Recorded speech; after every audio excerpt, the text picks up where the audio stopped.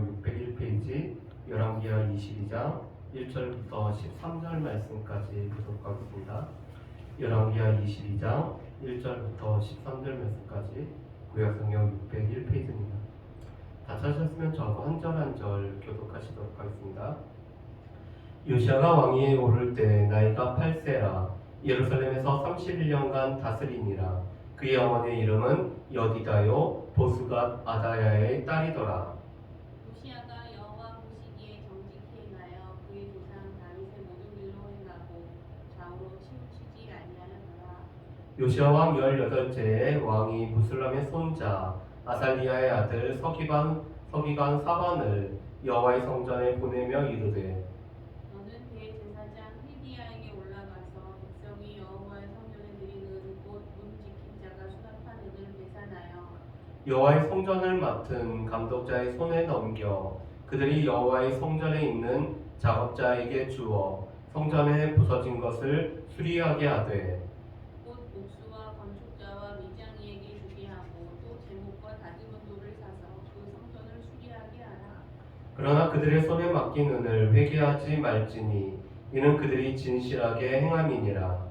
대사장 힐기야가 서기관 사반에게 이르되 내가 여호와의 성전에서 율법책을 발견하였노라 하고 힐기야가 그 책을 사반에게 주니 사반이 읽으니라. 서기관 사반이 왕에게 돌아가서 보고하여 이르되 왕의 신복들이 성전에서 찾아낸 돈을 쏟아 여호와의 성전을 맡은 감독자의 손에 맡겼나이다 하고 또 서기관 사반이 왕에게 말하여 이르되 대사장 힐기야가 내게 책을 주더이다 하고 사반이 왕의 앞에서 읽으매 왕이 율법책의 말을 듣자 곧 그의 옷을 찢으니라. 왕이 제사장 힐기야와 사반의 아들 아히감과 미가야의 아들 악볼과 서기관 사반과 왕의 수종 아사야에게 명령하여 이르되 이렇게 공독하십니다. 너희는 가서 나와 백성과 온 유다를 위하여 이 발간한 책의 말씀에 대하여 여호와께 물으라. 우리 조상들이 이 책의 말씀을 듣지 아니하며 이 책에 우리를 위하여 기록된 모든 것을 행하지 아니하였으므로 여호와께서 우리에게 내리는 진노가 크도다. 아멘. 오늘은 우리가 이 성탄절을 앞두고 지금 딱 한 달 전이 되는 날입니다. 그래서 몇몇 교단에서는 다음 주부터 대강절로 이렇게 지키게 되죠. 대강절 첫째 주, 대강절 둘째 주 이런 형태로 지키면서 이 성탄절, 크리스마스를 기다리는 시간들을 갖습니다. 그런데 우리의 삶 속에서는 주일뿐만 아니라 매일의 삶에서 이 땅에 오셨던 예수 그리스도를 우리가 기다리면서 살아가는 시간들이 우리에게 필요한 것 같습니다. 오늘 우리가 하나님의 말씀 제목이 분열왕국 시대 두 번째 시간을 우리가 가지려고 합니다. 우리 지난주에 말씀드렸던 것처럼 우리 앞에는 또 이제 가로넣기를 우리 같이 한번 해보실까요? 자, 창조 시대를 보면은 이렇게 되어 있습니다. 하나님께서 지으신 이 아름다운 세상을 땡땡하도록 벌써 답이 나오면 안 되죠? 땡땡하도록 위임받은 인간은 땡땡땡처럼 되려는 교만 속에서 범죄하고 그로 인해 인간과 세상은 땡땡한다라는 것이 이 창조시대였습니다. 그래서 창조시대의 네 가지 사건은 창조와 타락과 홍수와 바벨탑이었는데 우리 이 가로를 한번 채워보실까요? 하나님께서 지으신 이 아름다운 세상을 어떻게 하도록요? 관리하도록 위임받은 인간은 하나님처럼 되려는 교만 속에서 범죄하고 그로 인해 인간과 세상은 타락하는 거죠. 그래서 이 범죄라는 것은 하나님처럼 되고자 하는 자신이 스스로 자신의 삶의 왕이 되고자 하는 것이 바로 이 범죄의 모습인 것을 보았습니다. 창조시대 다음으로는 족장시대가 있죠. 족장시대를 보시면 또 이렇게 되어 있습니다. 큰 민족을 이루어 무엇의 근원이 되게 하시겠다는 하나님의 무엇을 믿고 어떤 조상들은 역경을 헤치며 살아간다라고 되어 있죠. 그래서 족장시대는 크게 4명의 인물인 아브라함과 이삭과 야곱과 요셉을 통해서 하나님께서 어떻게 이루어 가시는 이 하나님 나라를 말씀하는 것이 족장시대죠. 자, 그런데 이 족장시대의 답을 한번 보실까요? 큰 민족을 이루어 복의 근원이 되게 하시겠다라는 하나님의 약속을 믿고 믿음의 조상들은 역경을 헤치며 살아간다라는 거죠. 그래서 아브라함과 이삭과 야곱과 요셉은 물론 믿음의 조상이고 또한 화평의 조상이고 또 변화의 조상이고 꿈의 조상이었지만 그들은 다 믿음의 조상이라는 이 공통점이 있습니다. 독장시대 다음은 출애굽과 광야시대입니다. 이 출애굽과 광야시대는 조상들과의 무엇을 기억하시고 이스라엘을 애굽의 노예 생활에서 해방시키신 후 약속의 땅으로 인도해 가면서 무엇하는 공동체가 되도록 철저하게 땡땡 시키신다라고 되어 있습니다. 그래서 출애굽 광야시대 때는 출애굽과 이 구원과 관련된 출애굽과 그리고 시내산에서 언약을 맺은 그렇지만 하나님의 약속을 믿지 않고 이 불신앙의 모습들 그래서 40년 동안 재훈련 받는 시대가 바로 이 출애굽 광야 시대입니다. 자, 그러면 정답을 한번 보실까요? 조상들과의 언약을 기억하시고 조상들은 언약을 잊어버렸을지라도 하나님께서는 조상들의 언약을 기억하시고 이스라엘의 애굽의 노예 생활에서 해방시키신 후 약속의 땅으로 인도해 가면서 예배하는 공동체가 되도록 하시죠. 그래서 예배하는 공동체가 되도록 하나님께서는 출애굽기, 레위기 말씀을 통해서 우리가 하나님 앞에 어떻게 예배를 해야 되는지 또한 신명기 말씀을 통해서 출애굽 2세대에게 어떻게 이 약속을 받은 우리가 언약 백성이 어떻게 예배 공동체를 이루어져야 되는지를 말씀을 합니다. 그리고 하나님께서는 철저하게 훈련시키는 거죠. 이 광야시대는 무엇보다 하나님 앞에 철저하게 훈련을 받는 시간이었습니다. 이 출애굽 광야시대 후에는 하나님께서 약속하신 땅으로 들어가는 정복시대가 나오죠. 이 정복시대는 이렇게 됐습니다. 누구의 뒤를 이어 지도자가 된 여호수아는 누가 주신 권위를 가지고 가나안 정복을 위한 어떠한 전쟁을 수행해 간다라는 것이 바로 이 정복시대죠. 그래서 정복시대의 주요한 4개의 사건은 여리고 점령과 아이성에서의 실패 그리고 이 가나안 땅을 기업으로 오늘 취하는 이 가나안 전역의 정복과 기업의 분배라는 내용으로 되어 있습니다. 자, 그렇다면 우리 가로를 한번 넣어보실까요? 모세의 뒤를 이어서 하나님의 종이었던 여호와의 종이었던 모세의 뒤를 이어서 하나님의 주신 이 권위를 가지고 여호수아가 가나안 정복을 위한 거룩한 전쟁을 수행하죠. 그래서 여호수아는 이 여호수아 일장에서는 하나님 여호와의 종 모세의 수종자라고 불렸지만 여호수아 24장 말씀에 보면은 여호와의 종이었던 여호수아라고 이렇게 불려집니다. 그런데 이 전쟁의 특징은 거룩한 전쟁이었죠. 그래서 여리고 전쟁을 앞두고 이스라엘 백성들은 할례를 받을 뿐만 아니라 유월절을 지키고 여호와의 군대 장관을 만나는 시간들을 통해서 이 전쟁은 하나님께서 치르는 하나님께서 우리를 통해서 싸우시는 거룩한 전쟁이라는 성격을 보여주고 있습니다. 이 정복시대 후에는 이스라엘에게만 있는 아주 특별한 시대인 사사시대가 나오죠.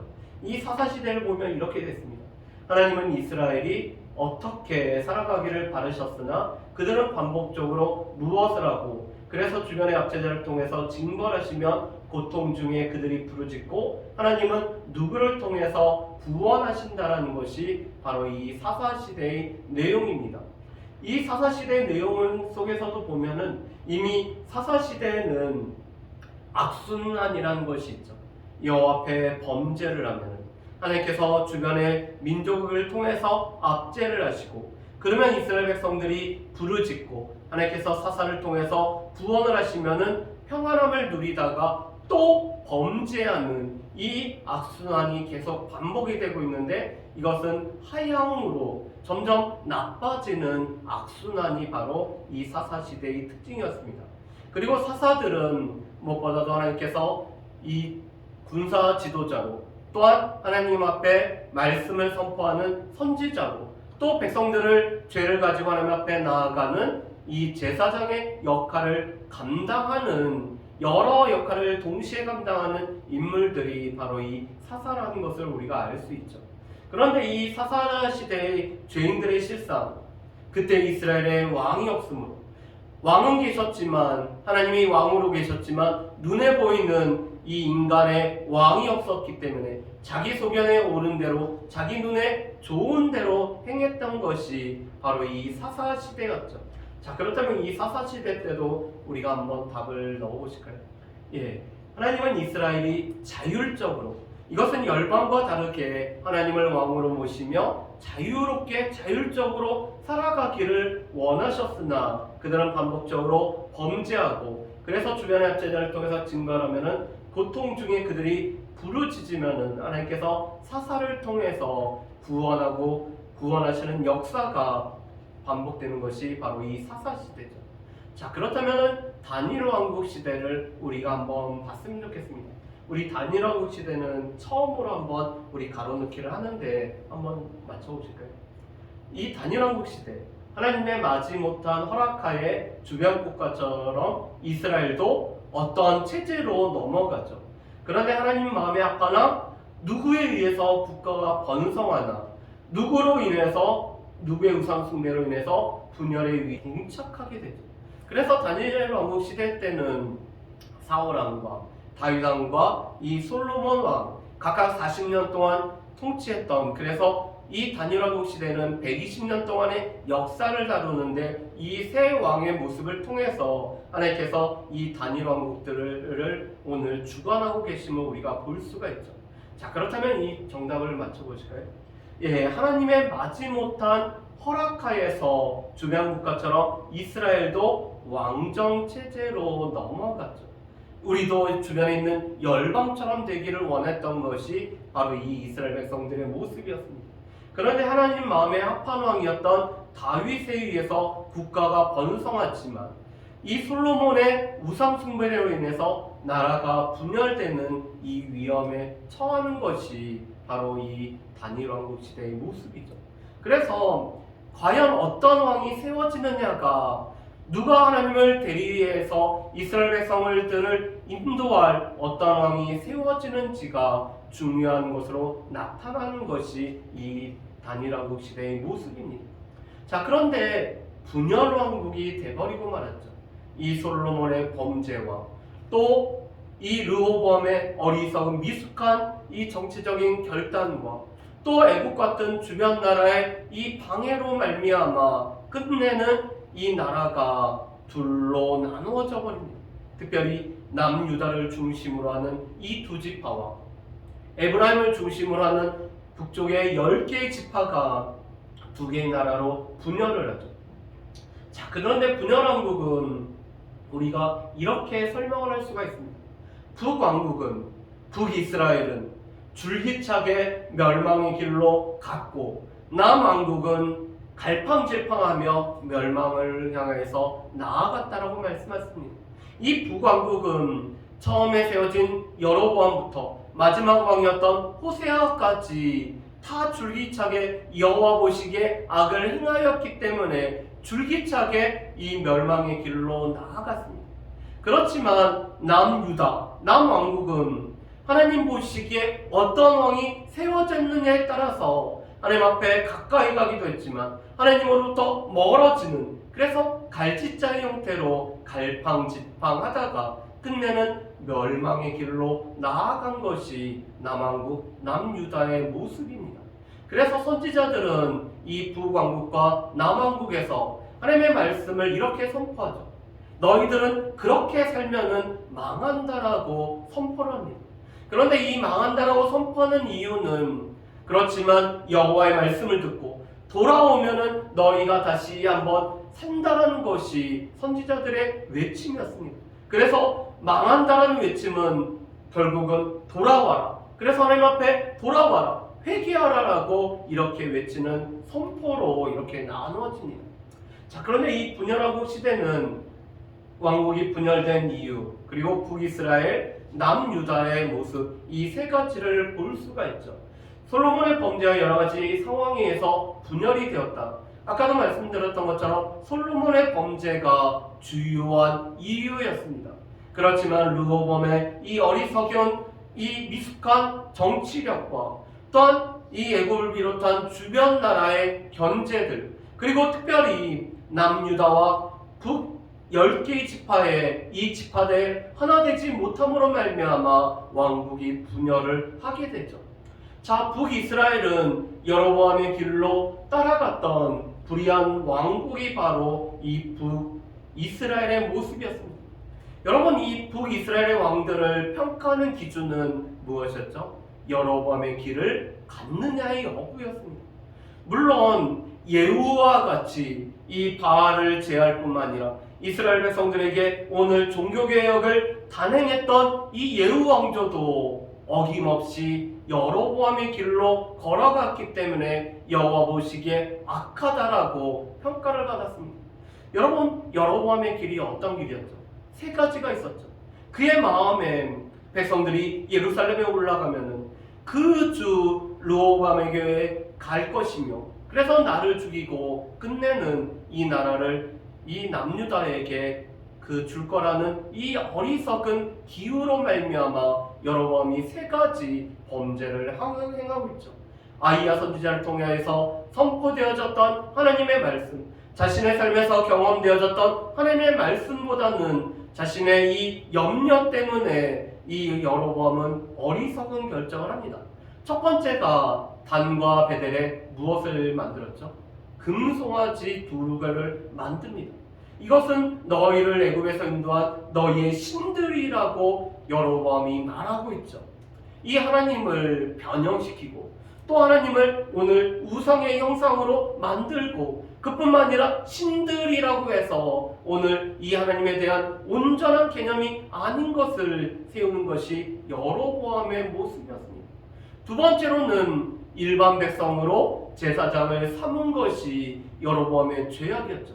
하나님께서는 레위 지파, 특별히 이 아론의 후손들을 통해서 이 아론의 자손들이 제사장이 되어서 또 하나님 앞에 제사를 집례하도록 하나님께서 허락하셨습니다. 그런데 이 여로보암이 금송아지를 만들고 숭배하라는 이 우상 숭배를 레위 사람들이 반대할 것을 예상하고 일반 사람들로, 일반 백성으로 오늘 제사장으로 삼고 있습니다. 그뿐만 아니라 양을 가지고 오고 소를 가지고 오고 이 물질을 갖고 오기만 하면은 이 종교적인 직분을 주는 이 매점매석이라고 할 수 있는 일들을 벌이고 있죠. 세 번째로는 이 절기를, 비슷한 절기를 만드는 것이었습니다. 8월 15일로 이 비슷한 절기를 만들므로 말미암아 1년에 세 차례 예루살렘에 올라가는 것이 아니라 비슷한 절기를 지키라는 것이 여로보암이 오늘 했던 세 가지 죄악이었습니다. 그리고 이 여로보암의 길을 따라갔는지 여부가 이 북이스라엘을 오늘 왕들을 판단하는 기준이었습니다. 남유다는 다윗의 의로운 길을 따르다가 벗어났다가 하던 변덕스러운 왕국이었다는 거죠. 그래서 남왕국의 남유다의 기준은, 이 평가 기준은 다윗의 길로 걸어갔는지 여부였습니다. 그래서 북이스라엘 왕들을 여로보암의 길을 따라갔는지를 여부에 따라서 악한지가 판명이 되었다면 다윗의 길을 따라갔는지 여부가 오늘 남유다를 평가하는 기준이 되고 있음을 우리가 보게 됩니다. 자, 그 가운데서 오늘 우리는 이 열왕기하 22장의 요시야 왕에 관해서 우리가 같이 한번 보기로 합니다. 여전히 남왕국 왕들의 평가의 기준은 다윗의 길이었습니다. 자, 그런데 오늘 말씀해 보면은 2절에 이렇게 나와 있죠. 요시야가 여호와 보시기에 정직히 행하여 그의 조상 다윗의 모든 길로 행하고 좌우로 치우치지 아니하였다라고 말씀합니다. 요시야 왕이 하나님 보시기에 선하다라고 일컬어졌던 것은 여호와 보시기에 정직히 행하였다라고 말씀합니다.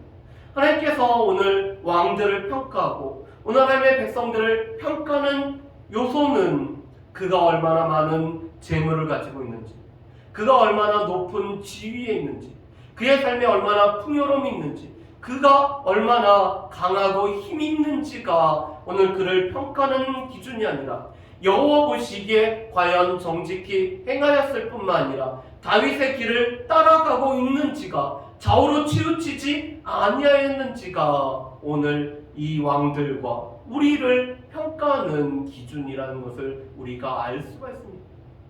우리는 보통 우리가 우리 자신들을 스스로 판단을 하죠. 그리고 우리는 다른 사람들의 시선을 의식하며 다른 사람들이 우리를 어떻게 평가할지 우리는 보고 있습니다. 그런데 우리 가운데 가장 중요한 것은 내가 내 자신을 평가하는 것, 다른 사람들이 우리를 어떻게 볼지를 보는 것보다 더 중요한 것은 하나님께서 우리를 과연 어떻게 보실까가 우리 가운데 더 중요하죠. 하나님이 우리를 어떻게 보고 계실까요? 하나님께서 우리의 모습을 본다면, 우리의 삶을 본다면, 오늘 그리스도인이 기뻐하고 쉬지 말고 기도하고 범사에 감사함을 가지고 우리 가운데 염려 대신에 기도와 간구로 하나님 앞에 나아가고 우리 가운데서 이 관용함을 모든 사람들에게 베풀어야 되는데, 그런 것들을 하나님께서는 여전히 우리의 삶에서 보고 계시다라는 사실을 우리는 분명히 기억을 하셔야 될 것입니다. 그런데 여호와 보시기에 이렇게 정직히 행하였던 왕들이 있습니다. 우리 맨 아래 보시면 이렇게 되어 있죠. 남유다의 이 왕들, 히스기야와 여호사밧이 대표적인 왕이었습니다. 물론 히스기야도 여전히 부족한 면이 있었죠. 그가 하나님의 커다란 이 도우심을 입을 뿐만 아니라 기도의 응답을 받았음에도 불구하고 여호와께 묻지 아니하고 이 바벨론 사신들에게 모든 보물창고들을 보여줬다가 오늘 이 히스기야가 끝내는 하나님의 심판의 선고를 받게 됩니다. 여호사밧도 여호와 보시기에 정직행할 뿐만 아니라 또 이런 많은 이 레위 사람들과 제사장들을 통해서 하나님의 말씀을 가르치고 율법을 교육했던 이 선한 왕이었습니다. 그렇지만 아합의 집과 사돈이 되었기 때문에 이 아합과 함께 어울리는 이 어리석은 일들을 행했죠. 어떻게 보면 지금 다윗 이후에 여호와 보시기에 가장 정직했던 왕 3명을 꼽으라면은 요시야와 히스기야와 여호사밧이라고 할 수가 있을 것입니다. 그렇지만 이들도 다 완전하진 않고 어딘가에 약간씩 부족함이 있었던 사람들이었습니다. 그렇지만 늘 여호와 보시기에 정직히 행하려 했기 때문에 하나님 보시기에 이들은 선하다라고 평가를 받는 왕이었죠. 물론 안타까운 왕들도 있습니다. 아사도 그렇고 우시야도 그렇고 이 아마샤도 그렇고 그들은 하나님 보시기에 정직히 행했던 이 초반의 모습과 이 마지막에 그들의 삶의 모습은 마지막은 하나님의 말씀을 떠나버렸던 모습을 보게 되죠. 오늘 이 요시야 왕과 비슷한 이름의 요아스라는 어린 나이에 왕이 되었던 이 요아스도 그가 이 제사장 여호야다가 생존할 때는 여호와 보시기에 정직히 행했지만 그 마지막 끝에는 이 여호야다의 아들을 죽일 뿐만 아니라 악을 행하는 모습으로 바뀌게 되고 있습니다. 우리 보통 우리가 좋아하는 말 중에 이런 말씀이 있는 거 아마 다 알고 계시겠죠.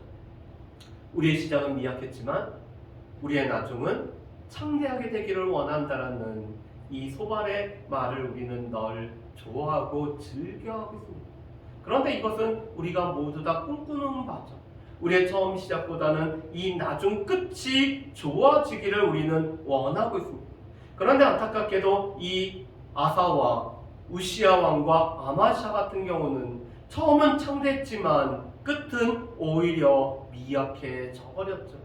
그거에 반해서 이 세 왕 요시야와 또 히스기야와 여호사밧은 일평생 여호와 보시기에 정직히 행하려고 했던, 그들의 부족함은 있어도 일평생 여호와 보시기에 정직하게 행하려 했던 왕이었습니다.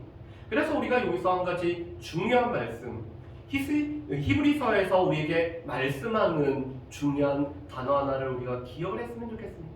그 단어는 끝까지라는 단어입니다. 우리의 처음과 이 마지막의 끝까지가 오늘 동일한 모습으로 있다면, 우리가 이 끝까지 우리의 믿음을 지킨다면, 우리의 시선이 끝까지 여호와를 바라볼 수 있다면, 우리가 끝까지 여호와의 손을 붙잡고 살아갈 수가 있으면 참 좋겠습니다. 그래서 요시야 왕을 통해서 우리는 이 끝까지라는 이 단어를 우리가 기억하면서 하나님 앞에 나아갈 수가 있기를 원합니다. 자, 그런데 이 요시아는 아니 앞에요. 예. 이 요시아는 왕에 오를 때 나이가 몇 세였냐면은 8세였습니다. 대단히 어린 나이에 왕으로 즉위를 하죠. 이 할아버지 므낫세가 오랜 동안 통치하고 그 아버지 아몬이 되게 짧은 통치를 한 후 요시아가 아주 어린 나이에 왕으로 오늘 그가 세워집니다. 또한 이 요시아는 31년 동안 다스리죠. 그런데 이 남왕국의 왕들의 오늘 이 간략한 양력을 표시하면서 공통적으로 하나 표시하는 게 있습니다. 어머니의 이름이 무엇이었다라는 것이 표시가 되고 있습니다. 요시아의 어머니는 여디다였다라고 표시가 되고 있습니다. 여러분, 왜 이 남왕국의 왕들의 이름을 설명하면서 남왕국의 왕들의 이 제위를 간략하게 설명하면서 이 어머니의 이름을 꼭 기록을 할까? 왜 그럴까?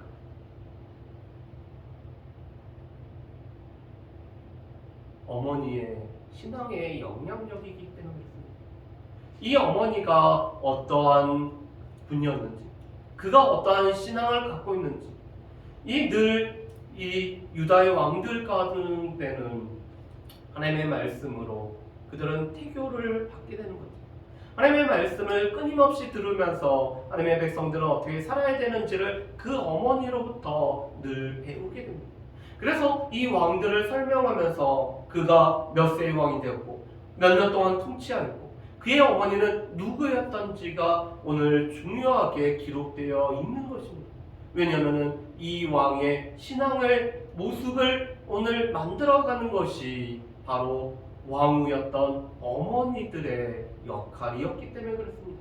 어떻게 보면 우리가 부모로서 자녀들에게 우리가 해주어야 되는 가장 큰 것은 우리가 신앙을 전수할 뿐만 아니라 우리 가운데 이 신앙의 삶을 살아갈 수 있도록 우리가 인격을 형성할 때 우리가 신앙 교육하는 것이 우리 가운데 참 중요하다는 것을 우리가 이 왕들의 모습을 통해서 우리가 알 수가 있습니다.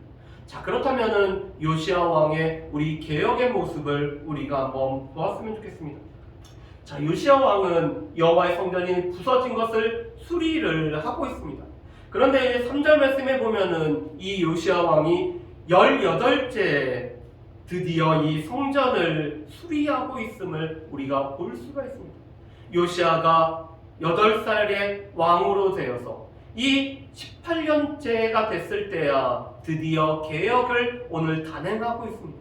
왜냐하면 요시아가 어렸을 때는 요시아가 아닌 주변에 있는 신하들과 또 다른 사람들에 의해서 이 나라가 경영되어졌음을 보게 되죠. 그렇지만 이 시간들을 통해서 요시아는 왕으로 준비되어질 뿐만 아니라 왕으로서 무엇을 해야 되는지를 준비하는 시간들을 갖게 됩니다. 그리고 드디어 26세의 나이에서 이 요시아 왕이 18년째 됐을 때 성전을 수리합니다. 그런데 백성이 여호와의 성전에 드린 은으로 이 성전을 수리를 하고 있다는 사실이 중요하죠. 이스라엘 백성들의 삶의 중심은 성전이었습니다. 그리고 이 성전을 오늘 섬기는 일에 그들은 은을 드리기도 하고 또한 오늘 제물을 드리기도 하고 오늘 나무도 드리기도 하고 또 레위인들이 살아갈 수 있는 삶의 부분들을 드리는 것이 오늘 백성들이 한 것이었습니다. 그런데 이 백성들이 드린 은으로 성전을 수리를 하고 있는데 이것은 과연 성전에 관해서 어떤 마음을 갖고 있는지를 우리에게 보여주는 것입니다. 열왕기하 12장 말씀에도 보면은 요아스 왕이 그 제사장 여호야다에 의해서 성전을 수리하는 모습을 우리가 볼 수가 있습니다. 성전에 관해서 이 성전이 쇠락한 모습을 보면서 그것을 마음 아파하면서 성전을 수리하는 일에 오늘 마음을 모으고 있죠.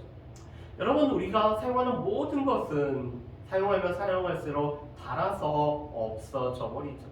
어떻게 보면은 이 닳아서 없어지는 것이 정상이고 그것이 우리 가운데도 필요합니다. 그런데 성전도 백향목으로 지어졌고 아무리 아름다운 것으로 오늘 장식하고 치장을 했어도 성전도 시간이 감에 따라서 이 성전이 이 수리할 곳이 생겨났습니다. 그런데 이 성전이 그러한 상황인 것을 보면서도 아무런 마음에 어떤 도전이 없는 사람들도 있었고, 반면에 성전을 바라보면서 이 성전의 쇠락함을 보면서 이 성전을 어떻게 하면 좋을지를 마음에 늘 품고 있는 왕들이 있었다는 거죠. 그런데 바로 이 요시야 왕은 성전의 쇠락함을 보고 수리하도록 오늘 이 백성들을 독려를 하고 있습니다. 그런데 이 일을 감당하는 일꾼들이 너무나 정직하였기 때문에 그들에게 드려진 은을 계수하지 않을 정도로 오늘 정직한 모습이 있었고, 어떻게 보면 주의 몸된 교회에서도 이 재정의 투명함을 비롯해서 우리 가운데 정직함이라는 것이 늘 나타나야 됨을 우리가 알 수가 있죠. 자, 그런데 성전을 수리하는 중에 여호와의 율법책을 발견합니다. 이 말씀을 보면 참 마음이 안타까워요. 여호와의 율법책을 분명히 등사해서 늘 가까이 둬야 되는 것이 왕에게 주어지는 일들이었고 왕이 마땅히 해야 되는 일들이었는데, 이 율법책이 성전에서 발견되기 전까지는 이 율법책이 없었다는 것이 참 마음에 안타깝습니다. 그러나 이 율법책을 발견하고 왕이 율법책의 말을 듣자 곧 그의 옷을 찢습니다. 옷을 찢는다는 것은 무엇이었죠? 하나님 앞에 옷을 찢는다는 것은 회개의 모습이었습니다. 이 머리에 죄를 무릅쓰고 옷을 찢고 굵은 배를 입고 금식을 하는 것은 하나님 앞에 죄를 고백하는 이 회개의 모습이었습니다. 그런데 요시야 왕이 이렇게 고백합니다. 우리 조상들이 이 책의 말씀을 듣지 않냐며 이 말씀이 행하라고 하던 대로 행하지 아니하였기 때문에 우리에게 이 말 여호와의 진노가 크다라고 하나님의 말씀을 보면서 지금까지 모든 왕들이 행해왔던 그 모든 역사적인 기록들을 보니까 여호와의 말씀대로 살아가지 아니하였다라는 것을 이 요시야가 발견하고 옷을 찢고 있죠. 개혁은 실은 하나님의 말씀을 통해서 이루어지고 하나님의 말씀이 기반이 되어서 이루어지고 하나님의 말씀을 통해서 우리의 삶을 비춰볼 때 이 개혁이라는 것은 이루어지는 것을 우리가 알 수가 있습니다. 오늘 요시야는 하나님의 말씀을 발견하고 이 하나님의 말씀에 우리가 그에 맞게 행하지 못했다는 것, 우리가 여호와의 말씀을 듣지 않았다는 것을 안타까워하면서 말씀을 통해서 오늘 나라를 새롭게 하고자 애를 쓰고 있습니다. 그런 요시야가 하는 일들을 볼까요? 첫 번째로는 여호와께 물어보고 있습니다. 그런데 선지자가 여선지자였어요. 이 훌자라는 여선지자에게 오늘 신하들을 보내서 이 말씀에 대해서 우리가 어떻게 행해야 되는지를 여호와께 묻는 것을 처음으로 합니다. 두 번째로는 모든 백성들, 모든 고관들을 불러 모으고 그들에게 여호와의 말씀을 읽어 귀에 들릴 뿐만 아니라 백성들로 하여금 다 여호와의 언약을 맺도록 오늘 요시야가 행하고 있습니다. 요시야가 알고 있는 것은 개혁이라는 것은 분명히 한 사람부터 시작이 되어지지만 이것은 백성들과 함께 하나님의 말씀을 듣고 이 말씀에 따른 언약을 우리가 지키겠다라고 약속함으로 말미암아 오늘 이 삶에 또한 신앙의 개혁이 이루어진다는 것을 알고 있었기 때문에 백성들에게 말씀을 듣게 할 뿐만 아니라 백성들에게 이 말씀을 통해서 언약을 맺게 하고 있죠. 그리고 여호와의 성전을 정화합니다. 이 므낫세와 아하스가 여호와의 성전에 세웠던 이 갖은 각각의 우상들을 제하여 버리죠. 그리고 이방 예배를 없앨 뿐만 아니라 산당을 오늘 파괴하고 있습니다. 히스기야보다 요시야가 더 개혁적이었던 이유가 산당을 없앴기 때문에 백성들은 산당에서 그들이 여호와의 성전이 아닌 산당에서 제사 드리기를 즐겨 했습니다. 그런데 요시야는 이 산당들을 제거하는 일을 감당하죠. 그뿐만 아니라 중요한 게 이것입니다. 여로보암이 베델에 세운 제단과 산당을 헐고 있어요. 여러분, 이 베델은 남유다의 땅이 아닙니다. 북이스라엘 땅이고 아수르에 의해서 정복이 되었던 땅이죠. 그래서 지금 이 유다의 통치가 미치지 않는 곳입니다. 그렇지만 이 요시아는 여로보암이 베델에 세운 이 제단과 또한 이 산당을 헐고 있습니다. 여러분, 우리가 지난주에 봤던 여로보암이 이 베델과 단의 금송아지를 세울 때 하나님의 사람이 이 유다에서부터 여로보암에게 와서 이 여로보암이 세운 이 산당을 요시아가 파괴할 것을 말씀을 선포합니다.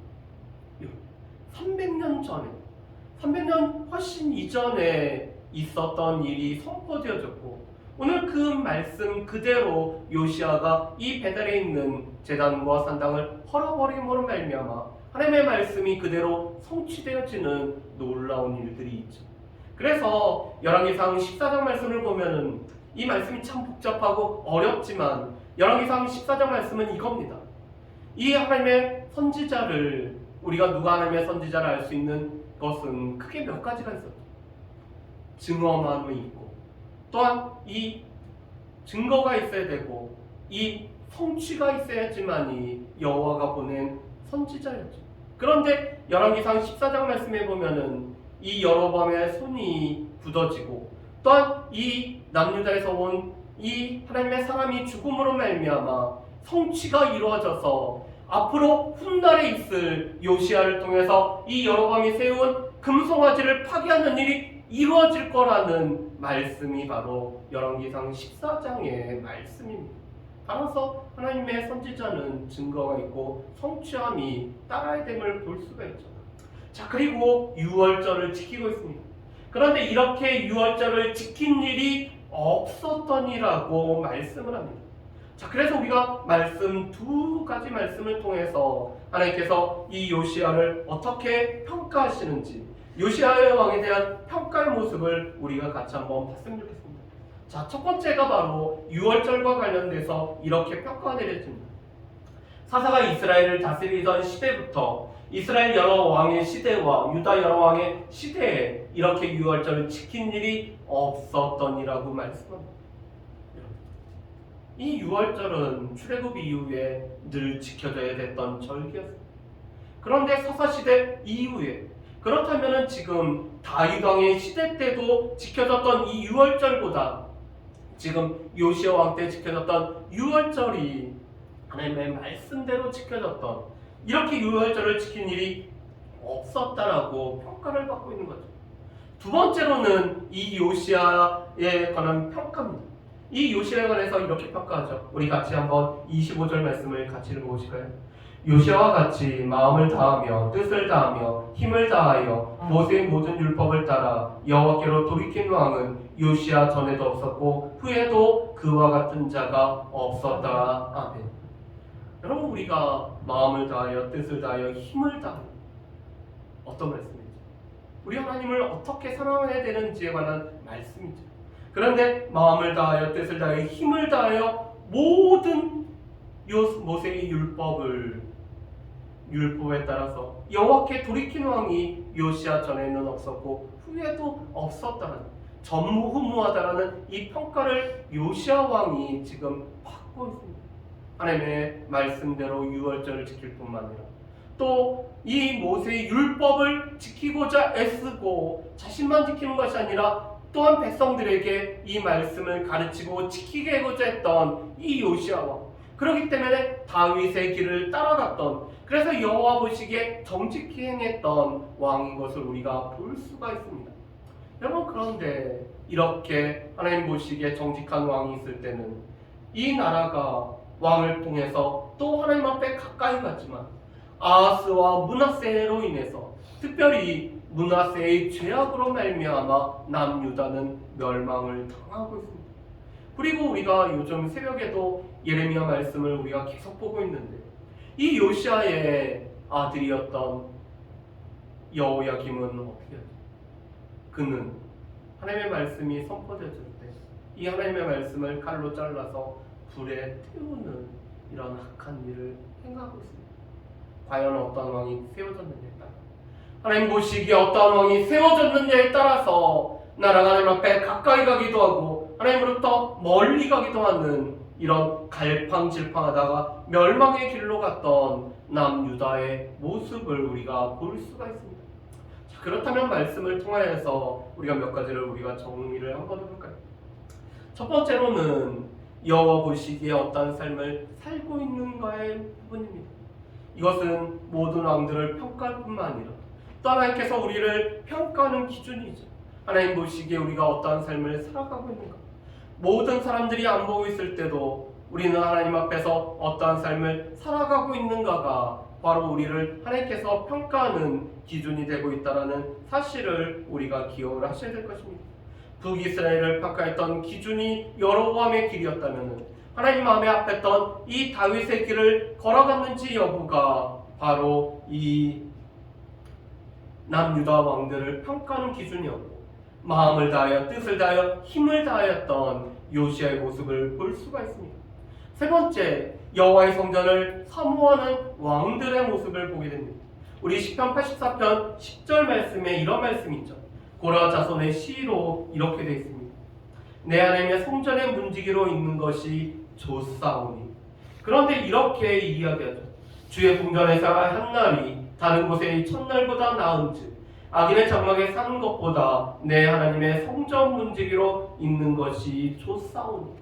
이 세상에서 호의호식하고 이 세상에서 넓은 곳에 있는 것보다도 오히려 주님을 모시고 있는 이 성전에 있는 것, 내 마음이 성전이 되어서 주님과 함께 동행하는 것, 내가 그 성전에 문지기로 있는 것 자체가 얼마나 좋은지에 관해서 노래를 하고 있음을 우리가 보게 됩니다. 여전히 성전을 사모하는 우리는 여호와의 성전, 우리의 마음을 성전 삼고 있는 하나님을 얼마만큼 우리가 사모하고 있는지를 우리가 봤으면 좋겠습니다. 마지막은 하나님의 말씀을 따라 예배와 절기를 새롭게 하고 있죠. 유월절을 말씀에 따라 지키고 예배를 오늘 예배답게 드리게 하시고 또 이 예배 가운데서 잘못된 것들은 다 과감하게 없애는 이 모든 것은 하나님의 말씀을 따라서 말씀이 기준이 되어서 오늘 행하는 모습을 보게 됩니다. 우리의 예배가 예배가 되고 교회가 교회가 되고 목회자가 목회자가 되고 성도가 성도가 될 수 있는 것은 우리가 하나님의 말씀을 얼마만큼 그대로 따라가는가, 이 말씀이 우리 가운데 인도자가 되는가, 이 말씀이 기반이 되는가가 우리 가운데 중요한 것을 보게 됩니다. 바라기는 이 우리가 수요 공부하는 시간들을 통해서 말씀을 더 깊이 할 뿐만 아니라 말씀이 우리의 삶을 변화시키는 가장 기본적이고 가장 중요한 요소이기 때문에 이 말씀을 통해서 변화를 받아서 하나님께서 원하시는 우리와의 예배가 새롭게 되고 우리의 삶이 새롭게 되고 우리의 교회가 우리의 삶이 새롭게 되어지는 저 여러분들 되시기를 주님의 이름으로 축복합니다.